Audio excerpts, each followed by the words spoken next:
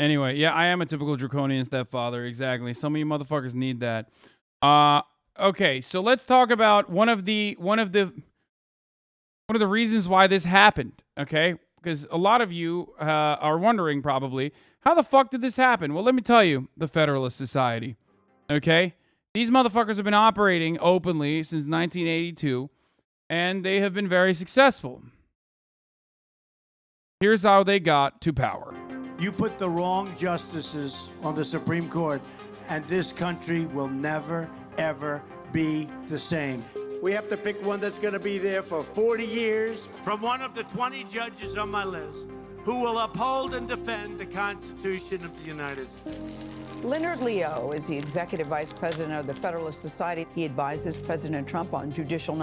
Can you talk about organizing instead? Not really. It's pretty out in the open. Can you talk about organizing instead, logical kitty? Motherfucker, I already do that all the time.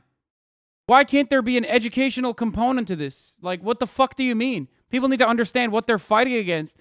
People need to understand the structural hurdles that are designed for many, many fucking years before they can figure out exactly who to target, exactly who to fucking attack, exactly what to do. Nominations. The Federalist Society is about results. They see judges, along with the Republican Party, as pathways to power. You don't mess around. It's just like the same people chirping about a general strike over and over again on fucking Twitter without like any understanding of what it takes to do a general strike. People think a general strike is when you fucking post on the internet that you're going to do a general strike.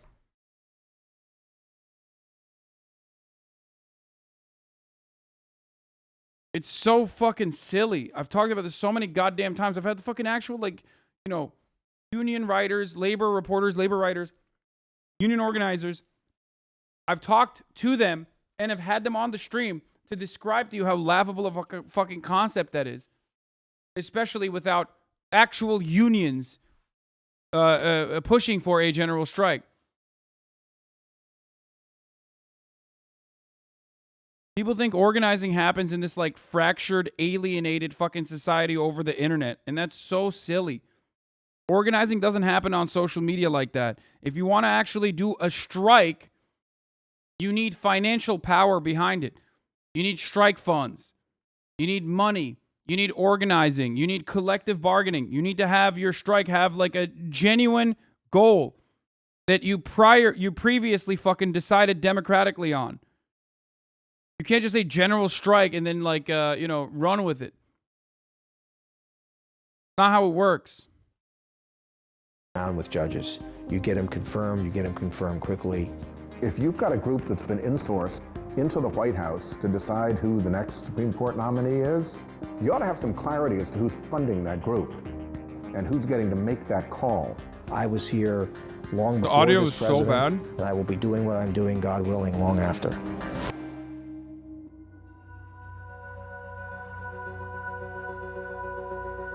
Actions speak louder than word, Uncle Dirty. Yes. Yeah, bro, that's why you do the action of a general strike.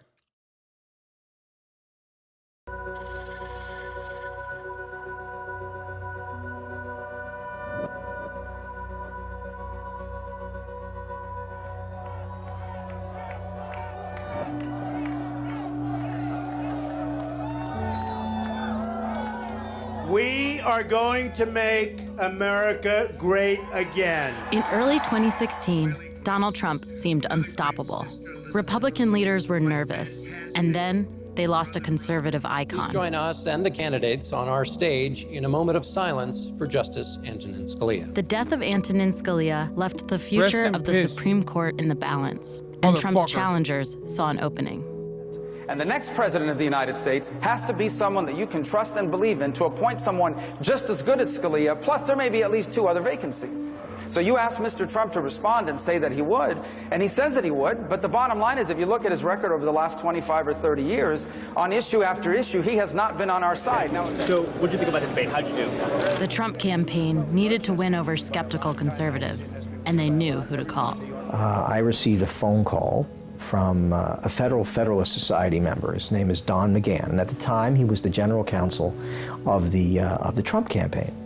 And he asked if I would be interested in visiting with the candidate. And of course, the rest is well known. And what we did, and I just have it, we just took a list of judges, and I thought what I would do is put this forward, and this would be the list that I would either choose from or pick people very close in terms of the spirit and the meaning of what they represent. So smart. I came up with a list. The Federalist Society was very much involved.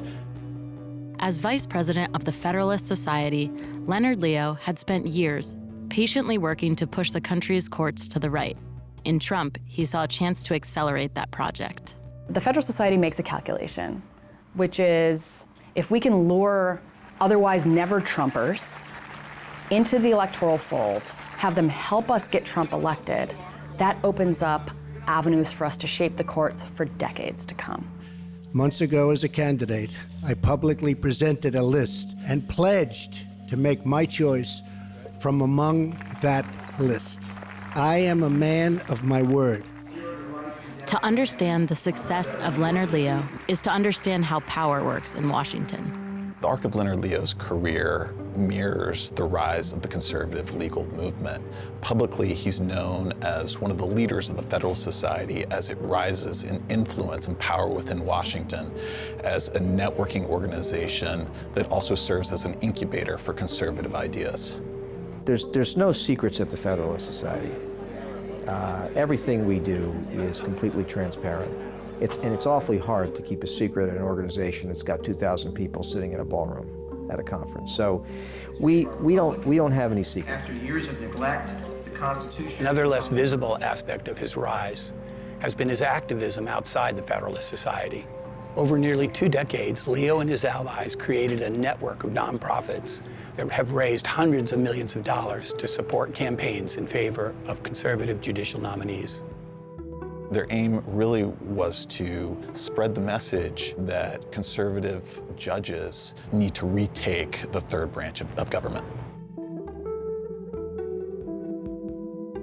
In public and behind the scenes, Leo is advancing an agenda many decades in the making.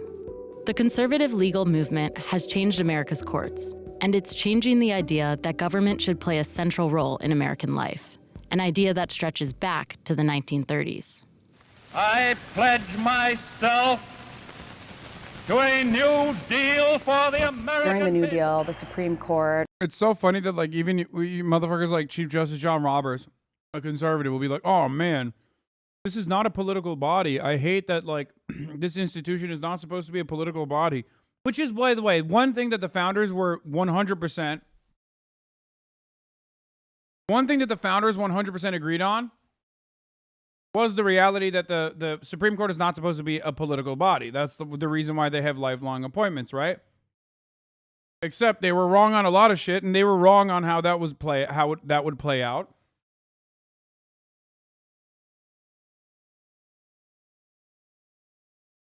But also, you still have fucking dick riders like John Roberts being like, oh, it's not supposed to be political. It's like, motherfucker, you were literally a part of the Federalist Society. Every single conservative Supreme Court justice is either a current or prior member of the Federalist Society.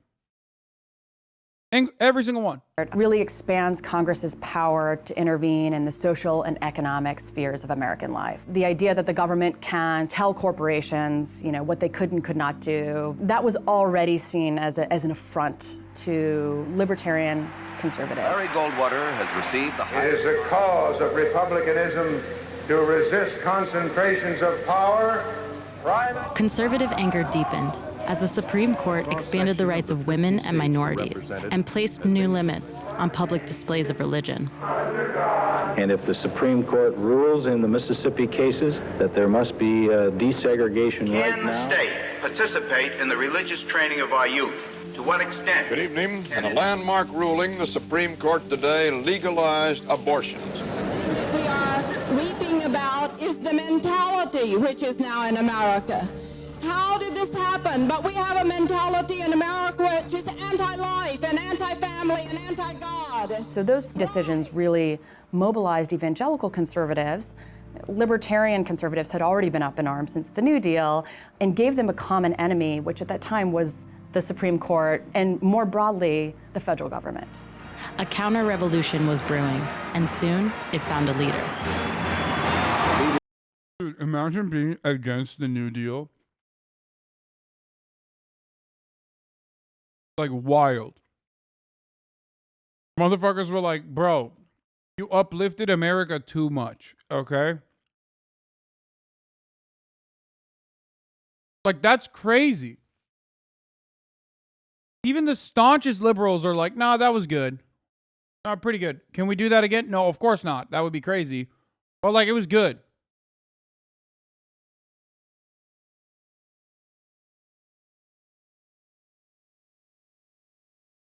Those people do deserve their horrifying circumstances, honestly.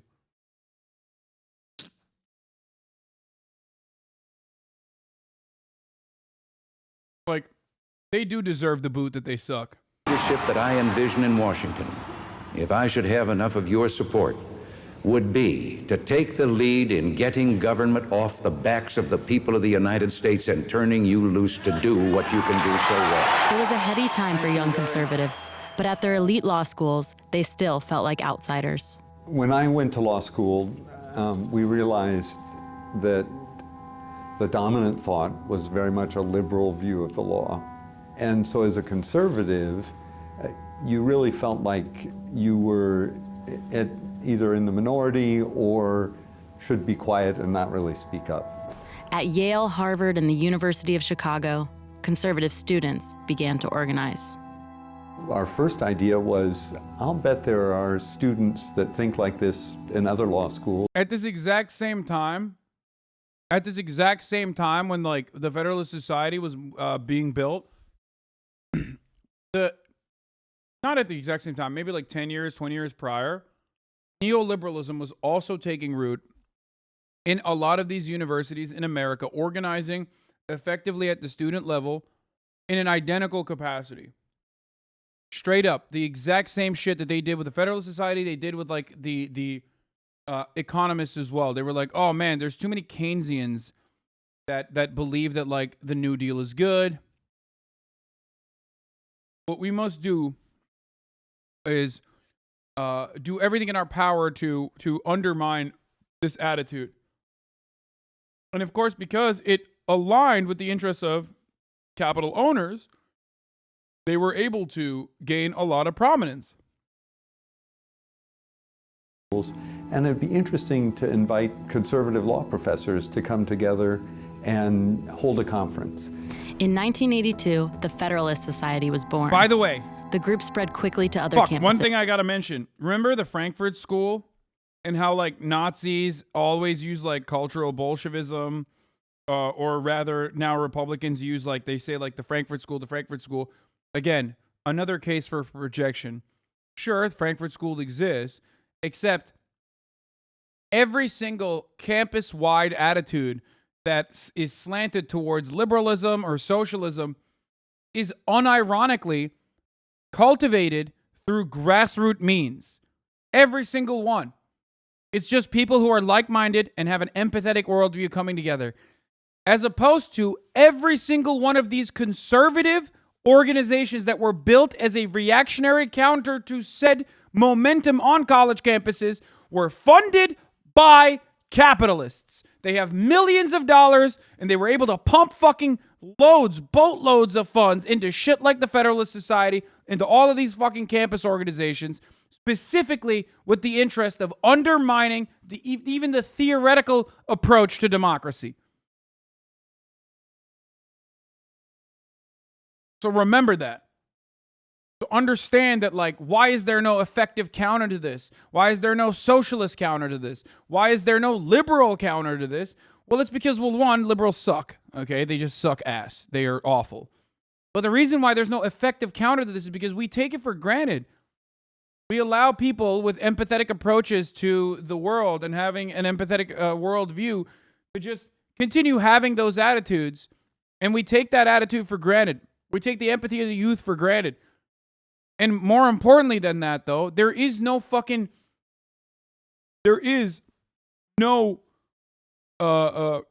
consolidation of wealth that can very easily direct all of it to this kind of organization growing in college campuses for socialism.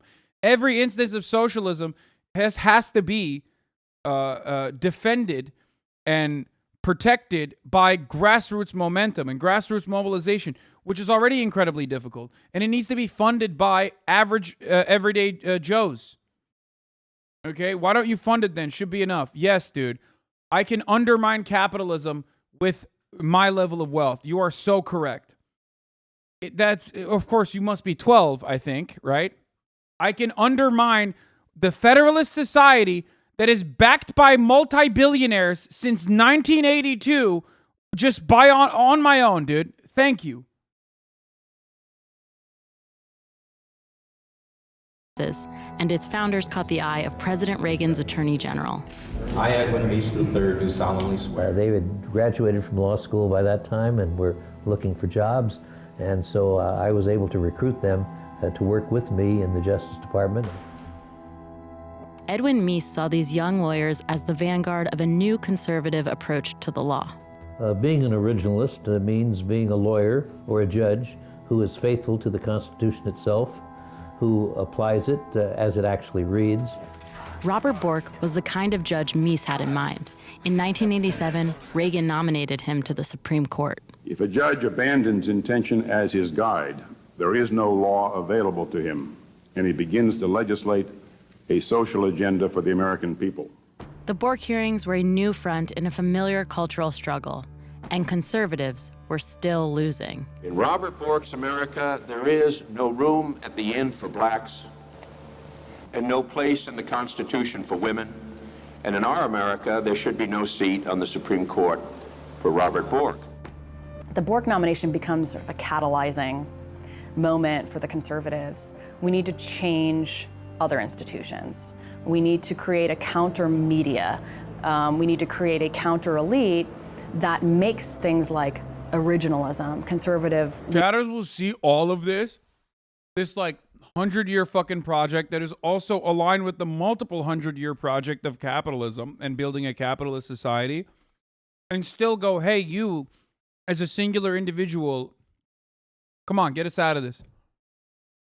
Well, I'm in the process of describing how difficult it is to do organizing, because organizing on the left means true, genuine grassroots momentum.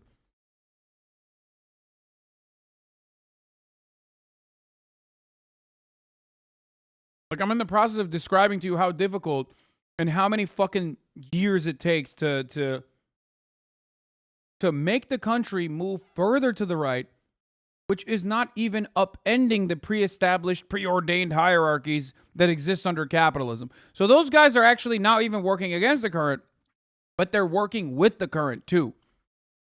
So there's that part of the problem as well. They're working with the current, and it's still fucking difficult to get to this point. And it still takes 30 years, 40 years, 50 years. No individual can solve systemic issues. That is not a real thing.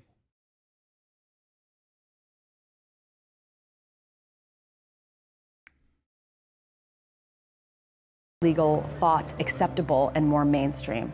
Because for ideas to have consequences, there was a recognition that you needed the right people with access to positions of power. And that's where Leo comes in. Good afternoon. My name is Leonard Leo, and I am National Lawyers Division Director of the Federalist Society. Leonard Leo joined the Federalist Society in 1991. A master networker, he also understood the ways of Washington.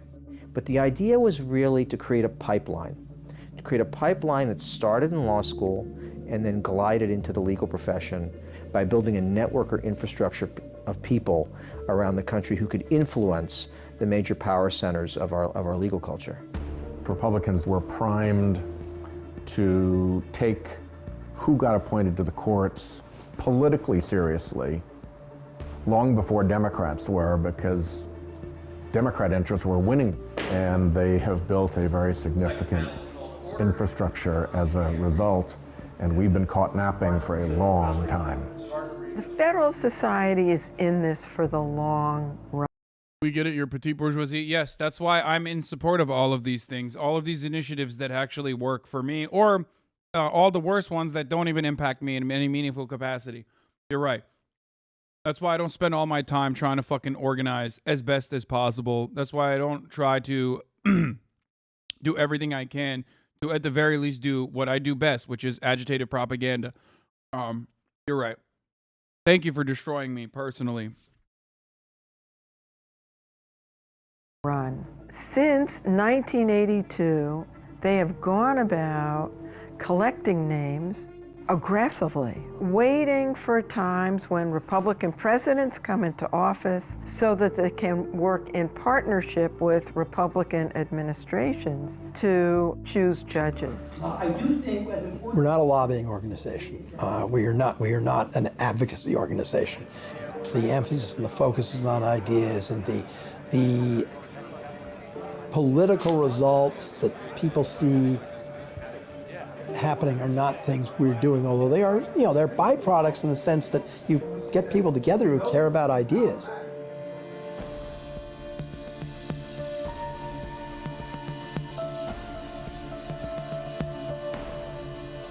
In his early years, Leo's largely working as an executive of the Federalist Society, but he comes into his own during the Bush years, just as the Federalist Society is rising in stature. As soon as he took office, President George W. Bush focused his energy on the federal courts. George W. Bush very much sold himself as a movement conservative. And so because of that, he's able to tap into what is now a more mature Federal Society organization with a bigger. To be fair, George W. Bush originally was not, George W. Bush made the mistake of originally putting forward another Supreme Court justice pick. And famously, the Federalist Society was like, no. That's when they truly showed their power. Like, that's when basically the Federalist Society decided, now is our time to strike. Now we can actually openly fucking dictate what happens.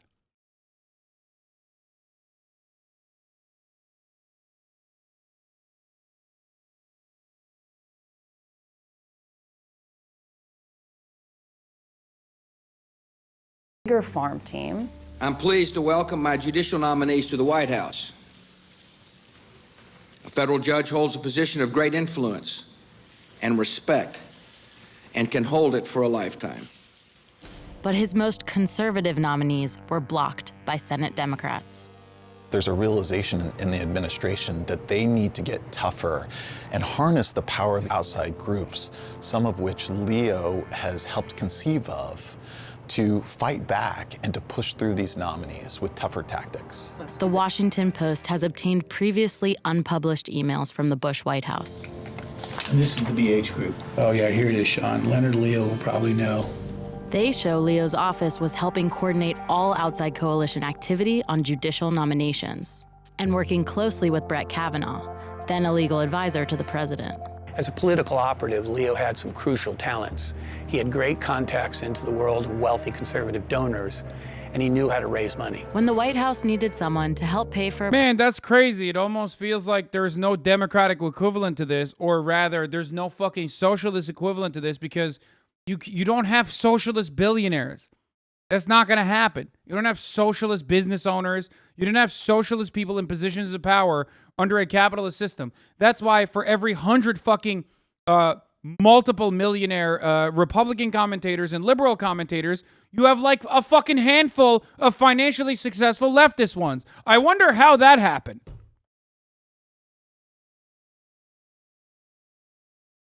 Look at this. What about you? Oh my God. I'm literally going to video game myself. I'm going to video game myself. I'm going to video game myself. Holy fuck. 22-month subscriber.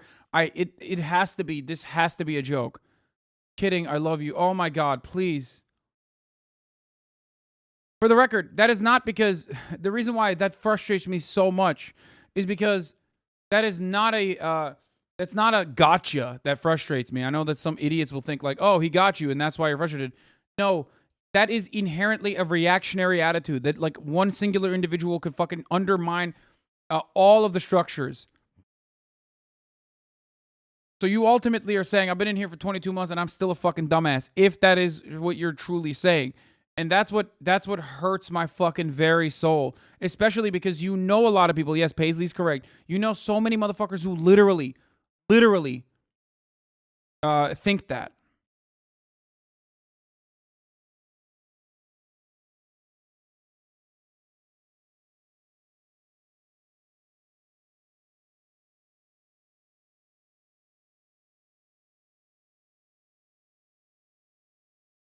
What? Oh, this guy's back.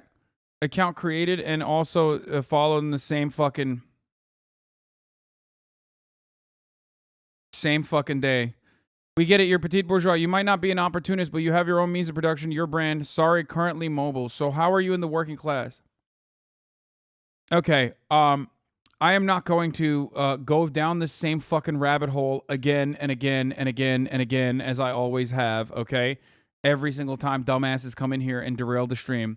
We have a larger, more important interest here. Okay. We did this yesterday.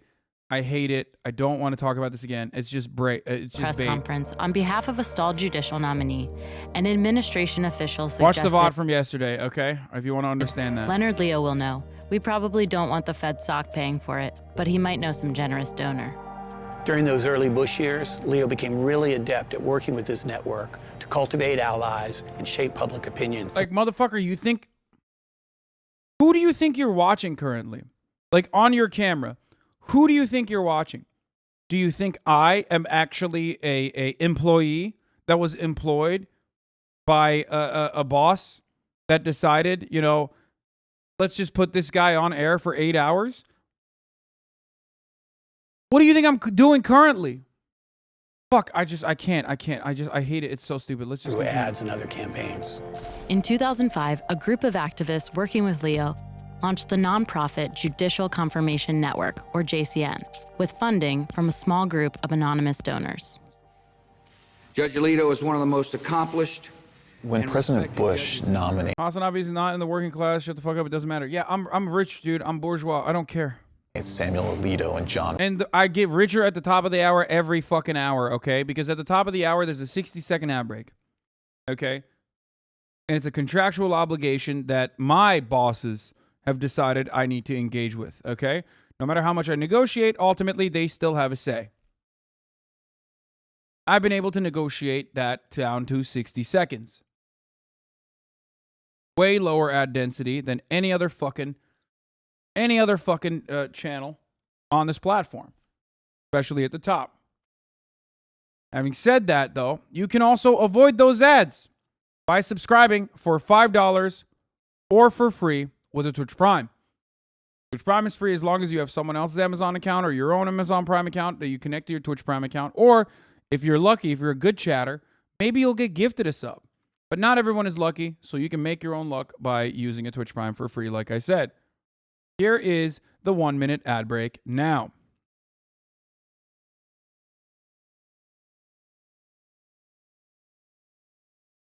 Bomber jacket has to be an XXL. Holy shit, it is.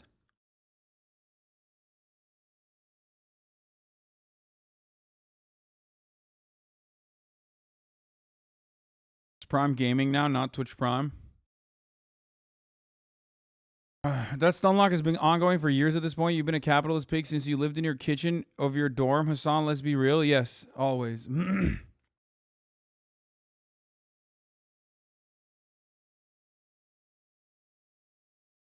Bro, why did you block the... Why did you ban this guy? He said, that's cap. I've been a sub to XQC for years, and I've never seen him run an ad. That's a joke. You know that, right?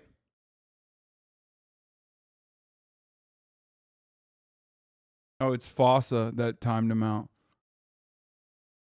Oh, it's FOSSA because the XQC is still tagged as a drama farmer tag, which is good. We should keep it that way. Don't say XG in the chat. You're gonna get fucking Roberts in 2005 and 2006 to join the Supreme Court. Dumbasses. JCN and other groups in this outside coalition spent $15 million in a campaign to support them. Although these campaigns were coordinated from Washington, they often had a very... I love how fucking stupid. I love how stupid this chat is. All of you. And I'm willing to bet, like, there's like long-term fucking community subs in here that are engaging in it too. Very local feel. You know who they are. The folks who sue towns for putting up nativity scenes and menorahs. Who tell little girls in the first grade. Wait, hold on. I gotta run this back. I'm sorry, because I didn't pay attention to anything. In 2005, a group of activists working with Leo launched the nonprofit Judicial Confirmation Network, or JCN, with funding from a small group of anonymous donors. Judge Alito is one of the most accomplished. When President Bush nominates Samuel Alito and John Roberts in 2005 and 2006 to join the Supreme Court, JCN and other groups in this outside coalition spent $15 million in a campaign to support them. Although these campaigns were coordinated from Washington, they often had a very local feel. You know who they are. The folks who sue towns for putting up nativity scenes and menorahs. Who tell little girls in the first grade that they can draw pictures of our Savior, Jesus Christ, for class projects. Now, these extremist groups want our senators to vote against Judge Alito for the United States Supreme Court. When I was working on the Hill, we would see these sort of attack campaigns. And so that was sort of the beginning of a tremendous, I think, investment that began by the far right to pressure the nominations process to try to put judges on the bench who would achieve political objectives. John Roberts and Samuel Alito would take their places on the court, joining Federalist Society members Clarence Thomas and Antonin Scalia. At the group's 25th anniversary gala, Scalia gave a triumphal toast. We thought we were just planting a wildflower among the weeds of academic liberalism, and it turned out to be an oak. Their power is only manifested during times when Republicans are president. Has voted to confirm Judge Sonia When Sotomayor. Obama or Clinton were in office, they faded very much into the background. That doesn't mean they stop working.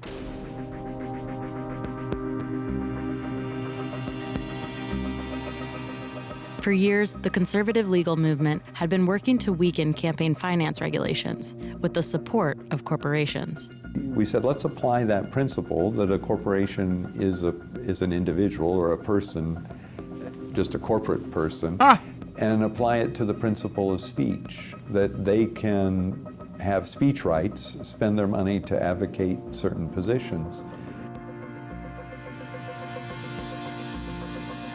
In 2010, the Supreme Court agreed in a decision that would transform American politics. The Supreme Court has ruled 5-4 today to allow corporations to spend money to pay for TV ads. Connect the dots. Republicans are the party of the corporations. Bro, Sheldon Whitehouse, like, for all of his fucking, for all the shit talking I do for the Democratic Party, this motherfucker has been a hawk upon the judiciary since, like, day fucking one. He really has been. Like, he has been consistently good when it comes to the broad powers that the judicial branch has and how it's been abused. Like, he's always been, he's pretty fucking solid, as best as you can get as a liberal. The judges are the appointees of the Republicans, and the judges just delivered for the corporations. It is being done in plain view. So they've unleashed corporate and special interest money. It's a massive, massive political advantage. It's like giving them modern artillery as opposed to... Except that also fundamentally, I mean, that was already ruining the Democratic Party, like corporate lobbying was already ruining the Democratic Party, and then this just kicked it into overdrive. Which, right, is, I mean, that's it. This is the like, people routinely talk about like, oh man, you know, the Democratic Party is the controlled opposition party. Like, they were, certainly, but there were instances where the Democratic Party at least got certain things right, because they had a bunch of key issues that they fought for, wedge issues that they fought for or fought against. Right? After this, it's a wrap. It was not a tactical nuke on the Dems. It was a tactical nuke on everything. It was a tactical nuke on American democracy. And it certainly was a tactical nuke on the Democratic Party, because they were getting further funding from corporations in a similar capacity to the Republican Party, which then, of course, had a profound amount of influence over them as well. Simple muskets. After the Citizens United ruling lifts restrictions on corporate spending, Leo's activity really picks up, and there's a proliferation of nonprofit groups that he helps run. They include a Tea Party group run by Clarence Thomas's wife, Ginny Thomas. He became director of an anti-abortion group called Students for Life of America. President of Students for Life, a national organization of campus pro-life groups. Dude, this one is one of the freakiest things, dude. The Students for Life is like, oh my God. Those are among more than 24 nonprofits that Leo advised or helped run over. Big story in Rhode Island. Sheldon Whitehouse was a part of Whites Only Yacht Club in 2021. Yo, get it, dude. Yeah, yo, my man wants fucking yacht club. He wants to have yacht club fun. He's able to have yacht club fun as a treat. Okay, how about that? Decade. He wants to go to a racist yacht club, bro. Let him have fun at the racist yacht club. We're currently talking about other shit that he is doing right. Okay, let's not bring that up. Also, isn't that kind of a redundancy to say Whites Only Yacht Club?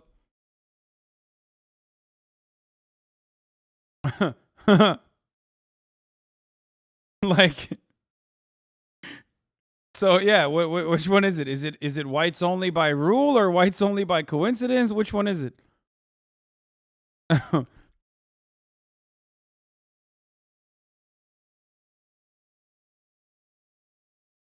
We look through financial documents and tax filings to try and get a sense for the significance and scope of these groups.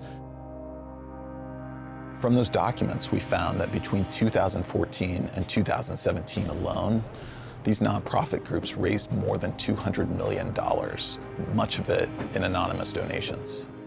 Let's remember that in this country, the abolitionist movement, the women's suffrage movement, the American Revolution, the early labor movement, the civil rights movement in the 1950s and 1960s were all very much fueled by very wealthy people, and oftentimes wealthy people who chose to be anonymous. I think that's not a bad thing. I think that's a good thing. Leo had the network and the resources to push through a new generation of conservative judges. People will watch this and be like, why don't you donate $200 million to the socialist group that you also created?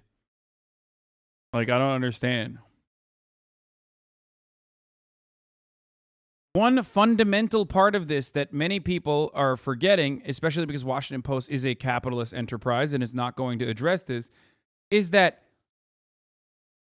organizations like the Federalist Society, and I can't help but repeat myself over and over again, are also not swimming against the current. They're swimming alongside the current. Remember that.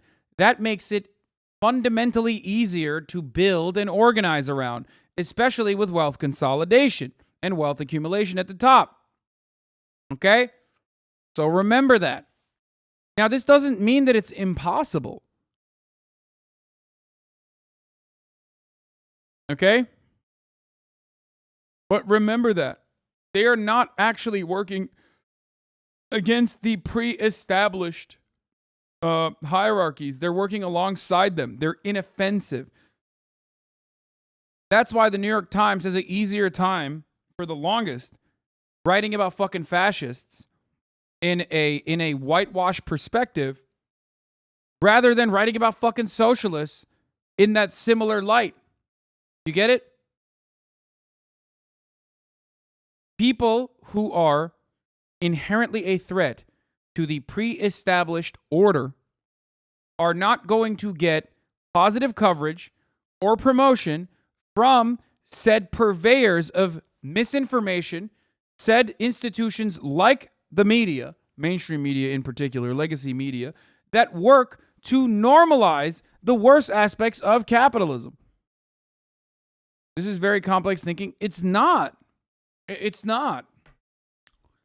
It shouldn't be that complex. This is how it works. That's why the New York Times does insane propaganda. Exactly.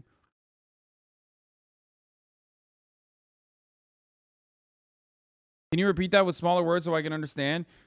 Legacy media, mainstream media is constantly telling you that capitalism is good, and all of the fucking things that you think are bad about capitalism, it's your fault, okay? And this administration, this institution, like the Federalist Society, is yet another organization that is also saying, like, that is also not saying capitalism is bad. They're just simply shifting your attention away from the actual issues, okay? Which is capitalism, by making you focus on, you know, fucking abortions and shit, which play the same exact role as the media, which play the same exact role as the two-party system and the wedge issues, which is why it is promoted. It is accepted by the centers of power. Is there maybe an Islamophobic 2016 YouTube animation vid explaining this instead? Yeah. But he needed a partner in the White House.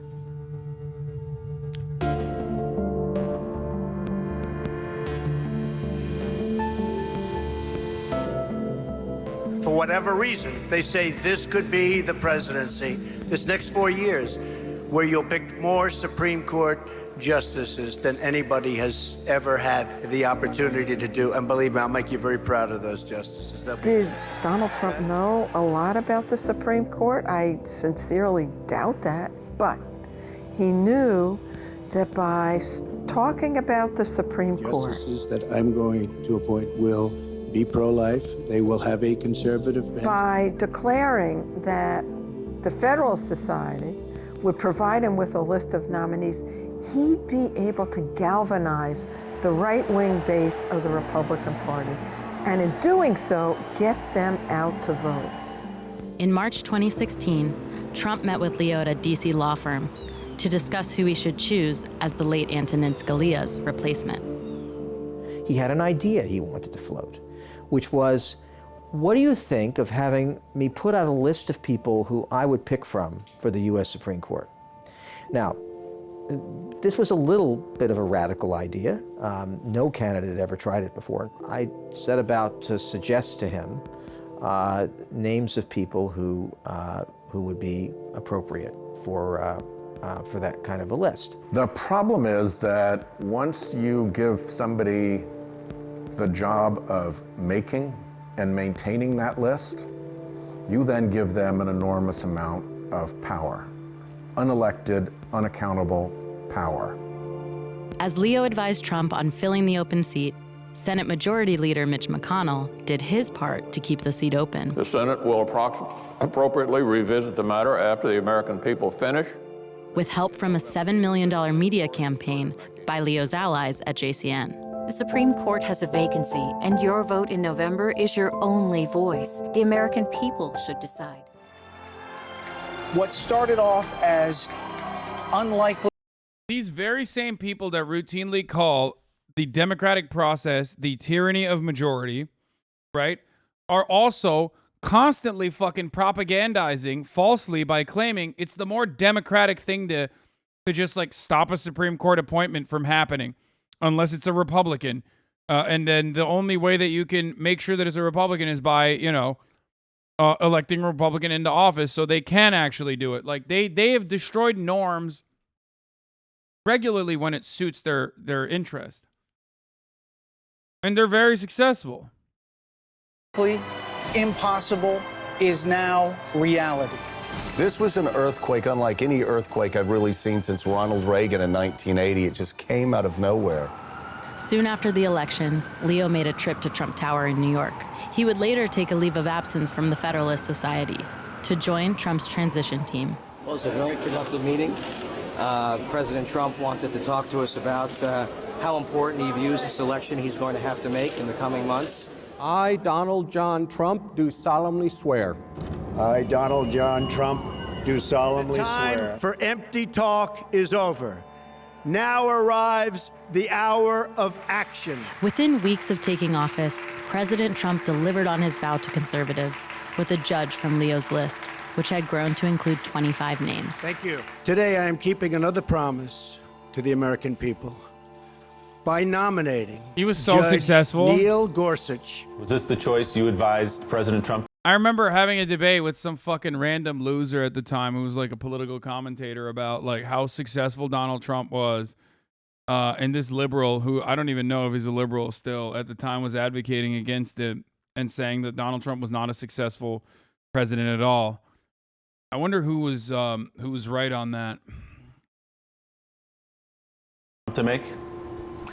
Well, my job was just to give him a list of great people and to tell him everything I could about each of them. It was ultimately his decision. Was he on the list? Neil Gorsuch? Yeah. Oh, yeah. What the fuck? Why is this like slowing down? Yeah. During the Trump era, Leo becomes more than just an activist and a fundraiser. He takes on a role as Trump's judicial advisor. Deciding who to pick for the United States Supreme Court. And Leonard, you were fantastic. All of your work. But he's still playing a behind-the-scenes role in campaigns to support the same judicial nominees that he's recommended. Now, in hindsight, Trump's impact on the Supreme Court on the courts is huge. Wait, in hindsight, what do you mean? In foresight, it was also readily available to those who knew anything about politics. To Trump. The Washington Post and other entities are more than welcome to write stories about money and politics. But I don't engage in that conversation because, one, I'm not particularly knowledgeable about a lot of it, but secondly, because it's just not what I do. In 2016, Leo starts 3 new nonprofits: Freedom and Opportunity Fund, America Engaged, and BH Fund. They're all created by the same law firm in Warrenton, Virginia. They also have no employees, they have no office space, no website, and virtually no public profile. The Washington Post asked Leo about one of the groups. Could you describe to us what the purpose of the BH Fund is? BH Fund is a charitable organization. You can look it up, but I'm sure its statement of purpose is listed. We did. And its tax document says its mission is to promote the rule of law and limited constitutional government. And it received $24 million from an anonymous donor in 2017. I have a very simple rule, which is I'm engaged in the battle of ideas. Yes. And I care very deeply about our Constitution and the role of courts in our society. And I don't waste my time on stories that involve money and politics, because what I care about is ideas. Yeah, because he already fucking did it. He's like, I don't care about money and politics anymore. We already did that. That was in 2010. Keep up. We already destroyed that so that we could get like directly funded. Under the shroud of secrecy. There's a reason why the Founding Fathers wrote the Federalist Papers anonymously. And it's because the power of ideas is what matters in our country. Leo and his allies promote those ideas through their obscure, very well-funded network of nonprofits. And this is one way they do it. BH Fund gives millions of dollars to both Freedom and Opportunity and America Engaged. America Engaged. Every part of this country is just fundamentally broken. Anyone who tells you that this is not an oligarchy is just lying to you. Let me just explain to you something, okay? Anyone that tries to tell you that dark money is not significantly impactful in the way that legislation gets done is lying to you. I don't know why the fuck they're lying to you. I don't know if they like work for MSNBC or something. I don't know if they're getting dark money funding. But especially if they're not getting that and they're doing it with the express purpose of being a contrarian, it's like the dumbest, most pathetic reason to fucking LARP for this fundamentally flawed system. We live under a corporate oligarchy. This is exactly one of the many different ways that it manifests itself. Crazy. Gives $1 million to the lobbying arm of the NRA. The NRA then announces $1 million ad campaign targeting senators who supported gun control and pressuring them to vote for Neil Gorsuch. Claire McCaskill talks a good game on gun rights. I'm a Second Amendment advocate. I was raised in a hunting culture in rural Missouri. We shouldn't be taking guns away from law-abiding citizens in this country. Judge Neil Gorsuch. The men and women of the National Rifle Association are responsible for the content of this advertising. Gorsuch would sail through his Senate confirmation, but Trump's next nominee would be the true test for Leo and the network he had spent years building. Dude, even without the rape shit, which like obviously none of these fucking rich white dudes care about, like the gambling debt stuff was, it was wild. You know what I mean? Like that is one thing. Like the gambling debt is like, the gambling debt thing is like such a classic, clear-cut like demonstration of power. It's wild. Will be the truth, the whole truth, and nothing but the truth, so help you God? I do. Yeah. Over 2 years, Leo's Freedom and Opportunity gave more than $4 million to another group called The only way to open up a SCOTUS seat at this point is the hope that fucking this dumbass is dumping all of his funds into stake crypto and you know, stake crypto gambling. Oh my God. Boys, the plan is simple. What we have to do is make sure that Brett Kavanaugh becomes a fan of XQC. Step 1. Step 2, Brett Kavanaugh starts dumping all of his money into crypto gambling, as we already know that he has a severe gambling addiction. Step 3. Well, I don't need to tell you what step 3 is. It's gambling addiction is no joke, except for in this circumstance. This way, we will open up at least one Supreme Court seat immediately. Think about it. Get it twisted, boys. Please vote. Please start voting. Vote is an investment in your future. You will change. You will make change. You will win. You will do all of that. You understand? You will get a functioning society, and you will rebuild your fucking life. Get it twisted. You will break even.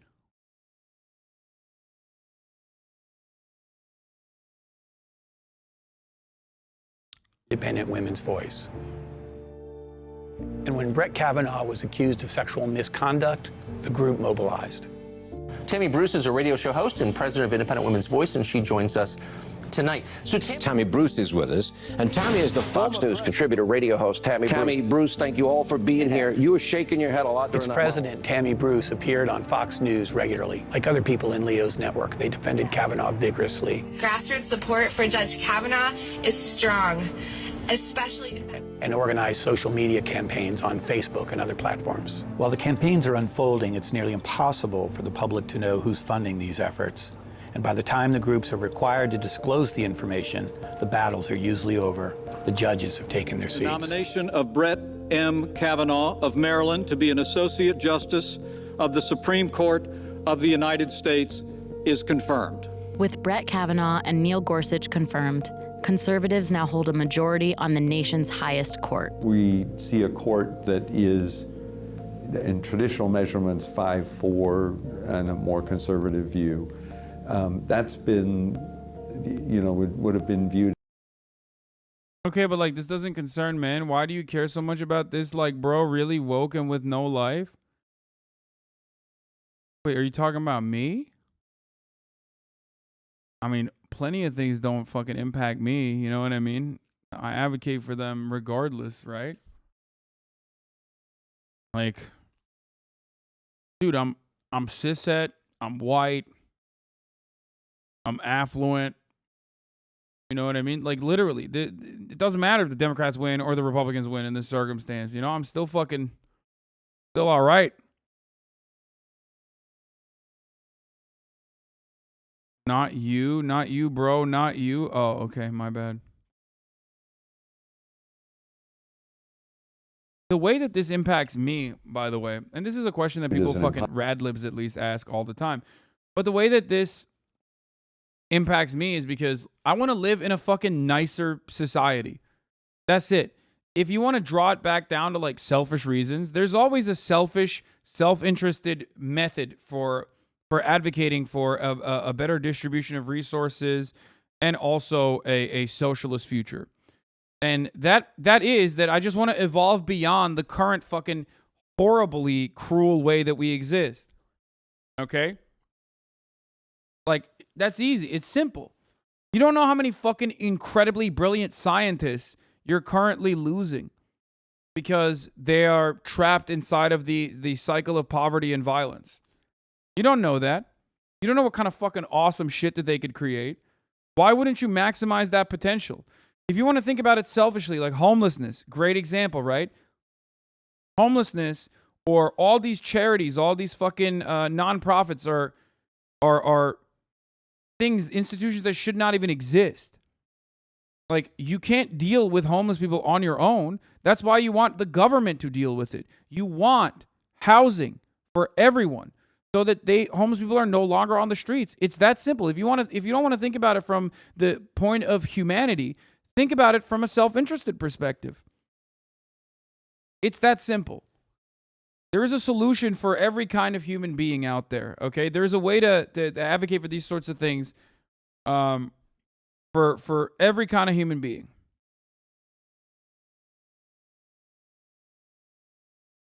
Also, every issue affects every American. Raising the quality of life for one group, raise the quality of life for everyone. Exactly. Exactly. Like, you might take a hit in the housing market if you have a house, right? The value of your house might go down, but ultimately, you're living in a better fucking neighborhood now. Why are you living in a better neighborhood? Because, one, now there's better affordable housing options out there. There's free housing out there. There's public housing out there. So there's no more homeless people that are, taking a shit in your front yard. Think about it like that then.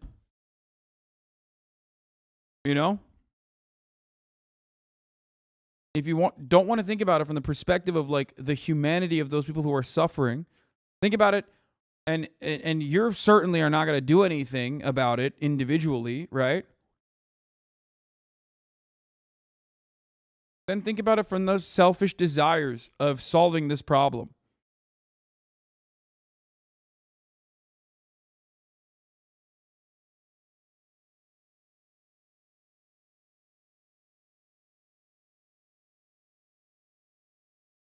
Possibility back when I was in law school. With justice. Yeah, that's a great take. What is it? Who said this?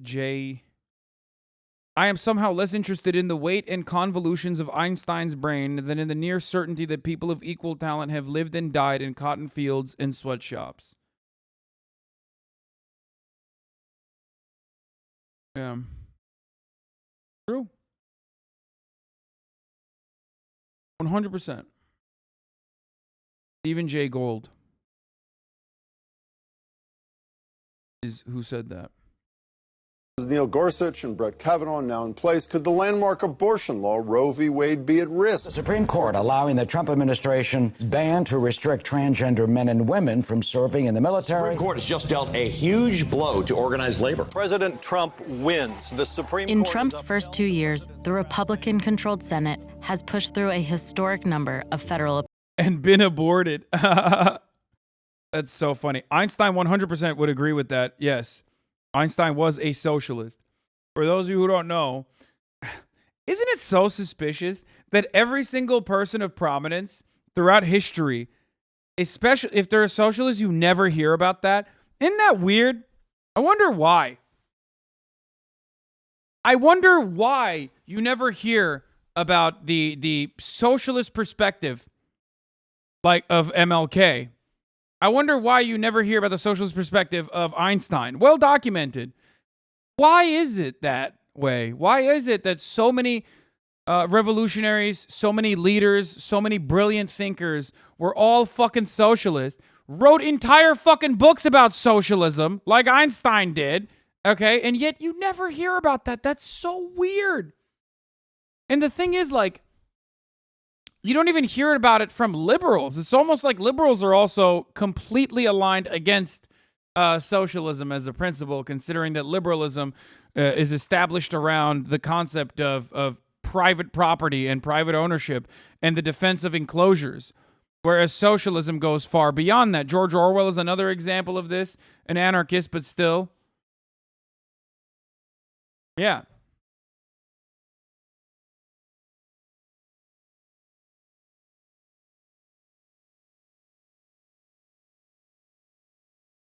Ahead of the civil rights movement, we see Einstein front and center of the HBCU in the 40s. He was scrutinized for his, by his fellow peers for his participation to lecture black students from SPB Global. I mean, he also fucking literally wrote.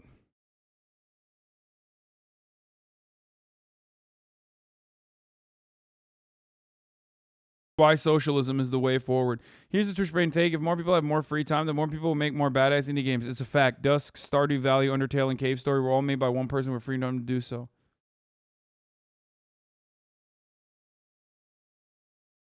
Einstein sosyalist değildi.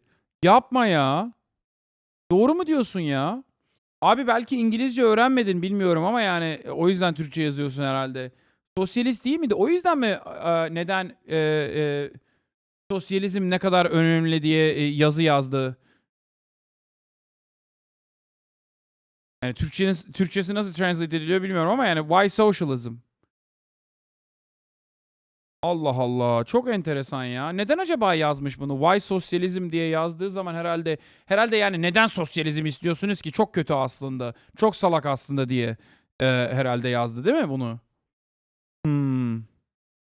Mal değneği. Salak. The Turkish guy was like, he's not actually a socialist, bro. You're wrong. It's like, yeah, so I'm dunking on him and asking him why he wrote this article called Why Socialism, which appeared in the Socialist Journal Monthly Review.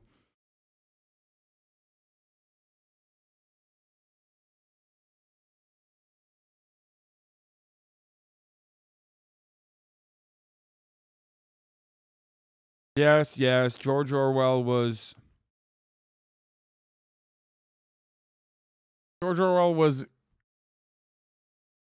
He had some anarchist tendencies. That's why I said he was an anarchist.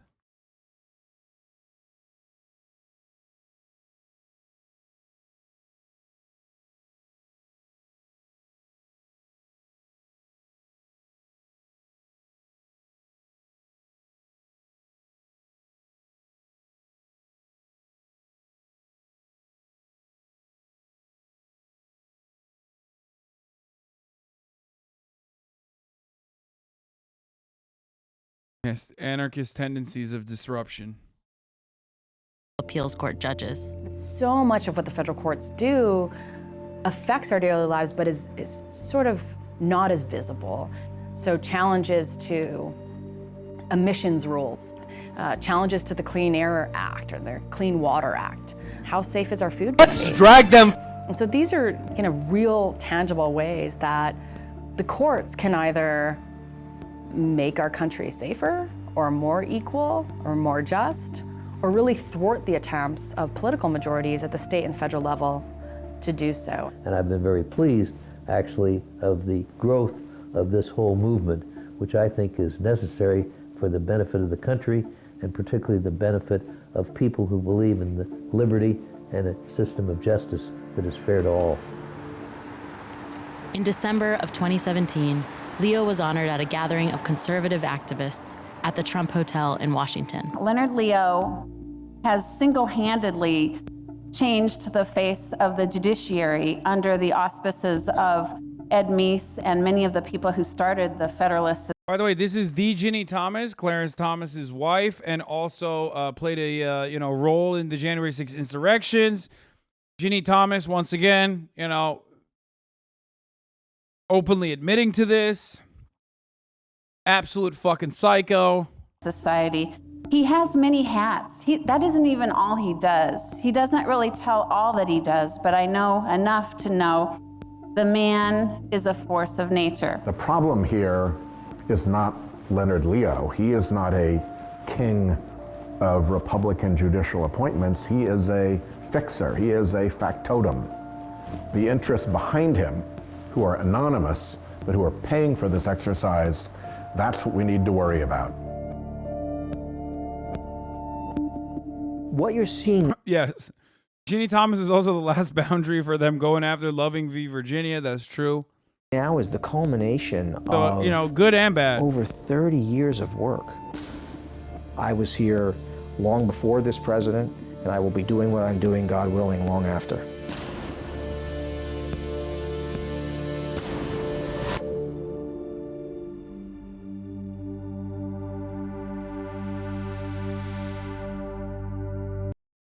Turkish chatter's going crazy. Wasn't expecting this. Dems take a lead in generic congressional ballot. 10-point swing against Republicans post Dobbs.